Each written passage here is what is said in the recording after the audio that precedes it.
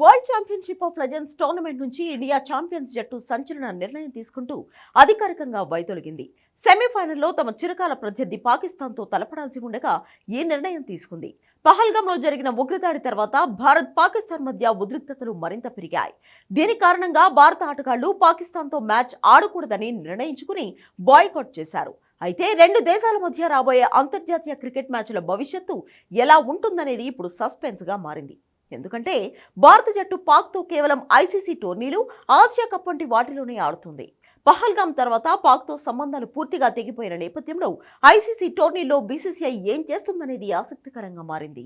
ముఖ్యంగా ఏడాది Asia cup కు బీసీసీఐనే ఆతిథ్యమిస్తోంది. యూఏఈ వేదికగా ఈ టోర్నీ జరగనుందని ఇటీవలే ప్రకటించారు. షెడ్యూల్ కూడా ఖరారు చేశారు. ఆసియా కప్ లో భారత్, పాకిస్తాన్ ఒకే గ్రూప్ లో ఉన్నాయి. షెడ్యూల్ ప్రకారం ఈ రెండు జట్ల మధ్య సెప్టెంబర్ 14న ఒక మ్యాచ్ జరగనుంది. గ్రూప్ దశ మ్యాచ్ తర్వాత రెండు జట్లు సూపర్ 4లో కూడా తలపడే అవకాశం ఉంది. ఒకవేళ ఇరు జట్లు ఫైనల్ కు చేరుకుంటే మూడోసారి కూడా తలపడవచ్చు.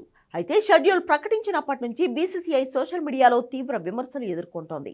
దీంతో ఈ మ్యాచ్లు జరగడం పైన అనుమానాలు నెలకొన్నాయి. మరోవైపు మహిళల వన్డే వరల్డ్ కప్ 2025 సెప్టెంబర్ 30 నుంచి ప్రారంభమవుతుంది. ఈ టోర్నమెంట్ లో భారత మహిళల జట్టు కూడా పాకిస్తాన్ ను ఎదుర్కోవాల్సి ఉంది. భారత్, పాకిస్తాన్ మహిళా జట్ల మధ్య మ్యాచ్ అక్టోబర్ 5న కొలంబో ఆర్ ప్రేమదాస స్టేడియంలో జరగనుంది. WCL 2025లో భారత్, పాకిస్తాన్ మ్యాచ్ రద్దు ప్రభావం ఈ మ్యాచ్ పైన పడవచ్చు.